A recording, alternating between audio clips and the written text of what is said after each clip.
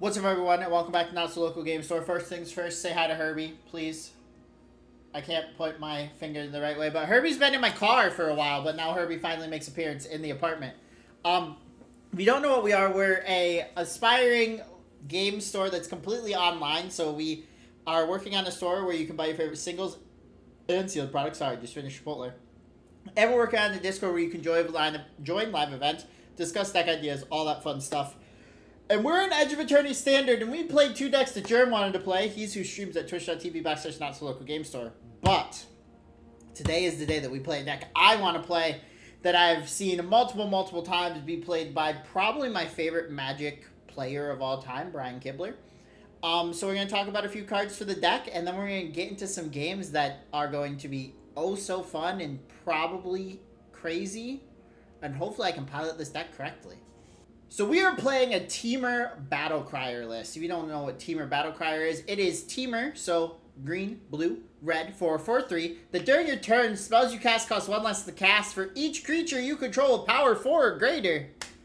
Well, now, there was a list that kind of existed in the format with Battle Crier before Edge of Eternities, but now that we can just warp a bunch of things that have huge power for, like, no mana, and then make our other things be cheaper and we can just kind of pop off, it's kind of insane. Also, there's Outcast Trailblazer, which when it enters, you add a mana of any color, and when another creature you control with power 4 or greater enters, you draw a card. So that's huge. Then we play some Mana Rocks, some other things like that.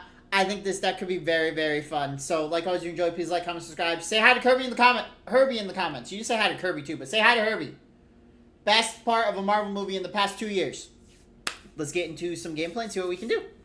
So I'm going to be honest, I did not get the sideboard from Mr. Brian Kibler, but that's just because I probably wasn't paying close enough attention. We will keep this. Probably, I don't really want to ditch this Vestige. And I don't think it's a ditch or second heirloom, so it probably is just a Riddler, honestly. So we can go Heirloom on 2, Trailblazer on 3, Battle Crier on 4. And then Vestige. Here's a Herder, Heirloom. I guess, no, what? It's Battle Crier, right? Because then Trailblazer costs less.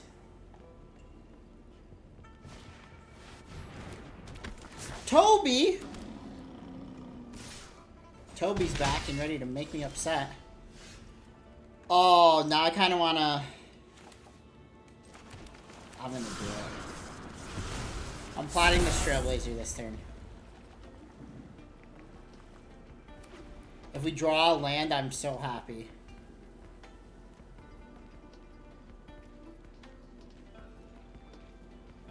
If we draw a land, we can have some fun.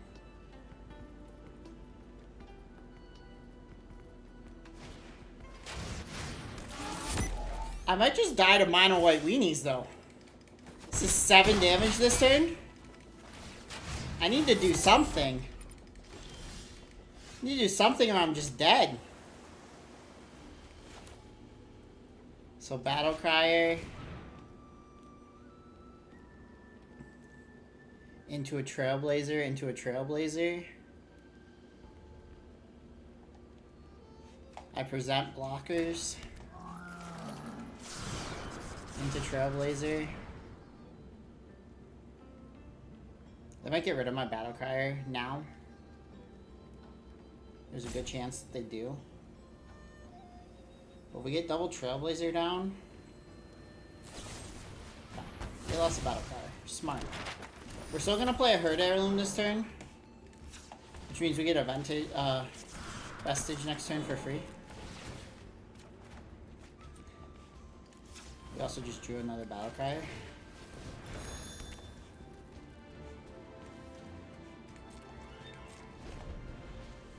So, let's draw a land so I can go Battle Crier Vestige. Elspeth. Okay. The multiverse will be free from this scourge. Am I just dead? Oh, I'm just dead. Right? 2, 4, 6. Yeah, I'm just dead. All our colors of land. We have a Hellkite. We have a Vis. I kind of want to keep this. We'll keep this, see what we can do. We'll see if this is... See if this is a good hand. Oh, well. We got a Torgal. Yeah, don't mind if I do. There's a Torgal. There's a Forest. I mean, we're just one off of just casting this Hellkite. We can also just play our... warp this in this turn.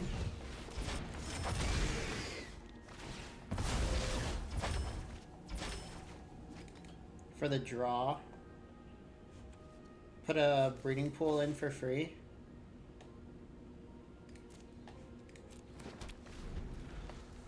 Next turn I can just play Vestige and play Dragonhawk. Or I could just play the Hellkite. Alright, let's just play Hellkite, I think. Do I want to warp this turn? No, let's just play it. I'm probably playing this in a counter spell, by the way. Or a kill spell. Overkill, sure. Alright, so now comes the time when I guarantee I'm playing into counter spells. So, I'm going to warp this. Draw a card. Let the Sanctum enter tapped. And then just swing with Torgal. They can't reef this turn. Like I said, we know we want them to tap out so we can play this Vestige. Duress. They can take my Resolve, sure.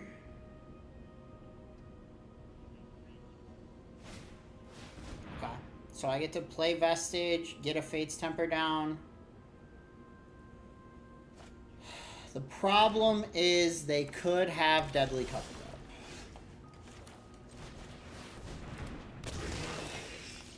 Oh, right, that's when that dies, right?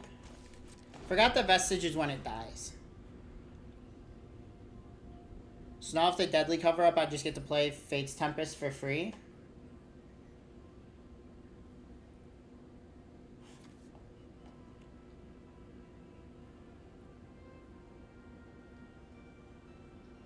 I guess it also depends on how the triggers go on the side. They just do nothing. I'm gonna swing with my 7/5. Okay.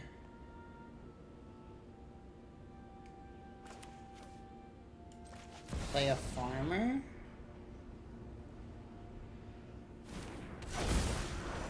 Get 2 food tokens.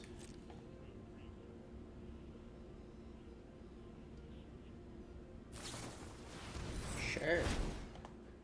Consult the stars. With kicker. They get 2 more cards. Okay. So stock up and then stock up. They have to be looking for an answer. I don't think it matters though now, does it?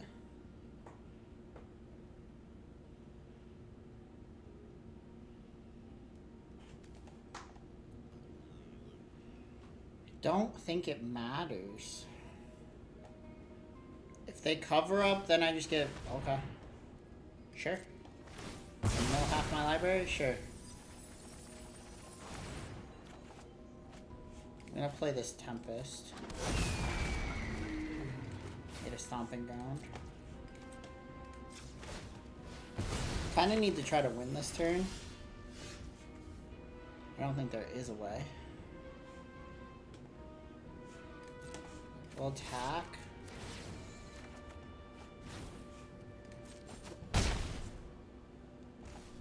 Then I'll play a farmer, but if they have another mill card, I'm just dead. Oh no, they die, because I have 2 cards. Trailblazer Vestige. I mean, we're keeping. This is an interesting start to a game, but if we can live long enough for all of this to work the way that it can, this could be an insane turn. Alright, let's get this Stomping Ground in without taking damage. Then we're gonna plot this Trailblazer, and then have a turn. Unless they do something crazy here, but I don't think they're going to. Oh, well, never mind. I'm gonna scrap shooter this repurposing bay this turn. You can have a card. Repurposing bay is not hanging around, I don't care. I do still think it's plot. Now we have double Vestige. Well, it's actually probably just warp Vestige, get a Trailblazer for free, isn't it? There's no reason not to. Because, like, we don't get a Vestige trigger unless it dies. Did they keep a 3-lander with a repurposing bay and thought that they could, like, pop off of it? There's a Fountain Port. There's a Battlefront. They get a Journal. Okay. I think because they got a Journal, I am just gonna go Verge, warp this, get a Trailblazer for free. Never mind, I get a Battle Crier for free.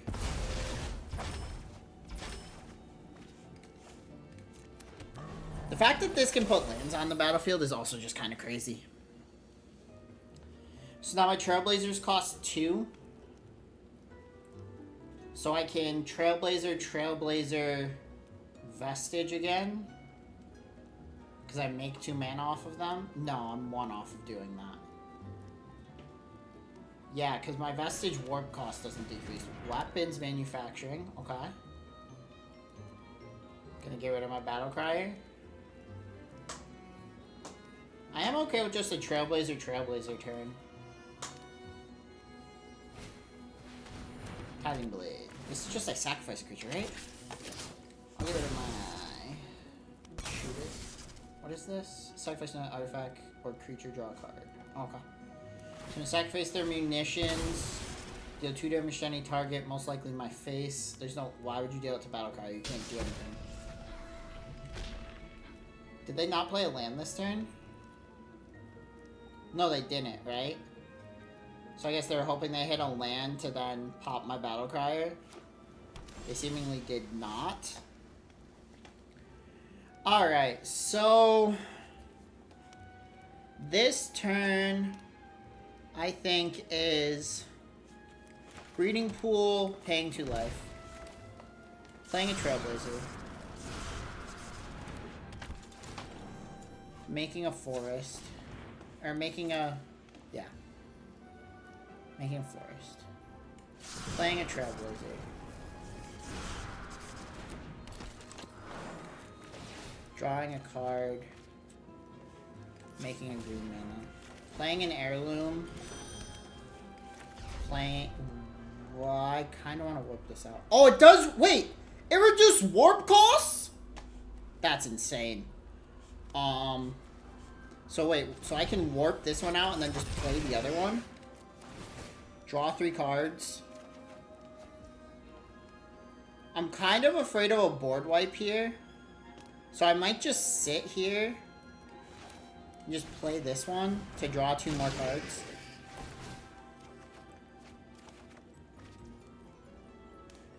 And then I'm gonna play probably just a Llanowar Elves off this Vestige. Because I am concerned about a...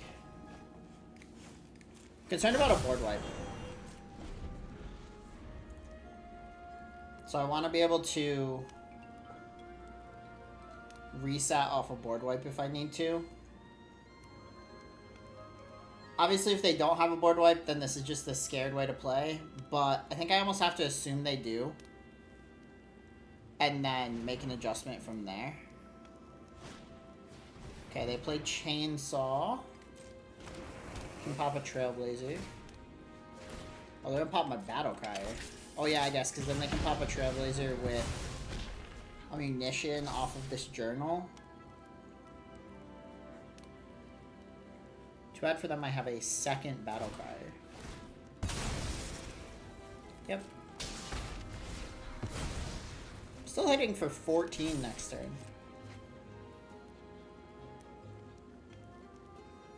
Like, this is... The fact that Battle Crier reduces warp costs is kind of insane to me. Not gonna lie, I did not know that was part, like, how this deck worked. And it's kind of crazy to me that that's how this deck works. What are they gonna do? They're gonna play a Relic? Okay. Sure.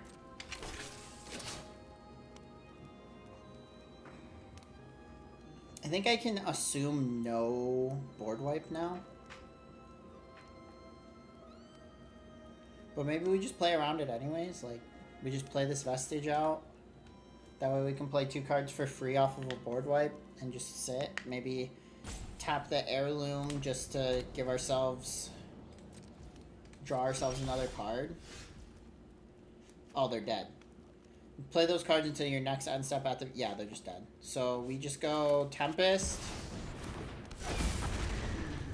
I get to draw 3 cards off of it. Or sorry, exile 3 cards off of it. Then we swing.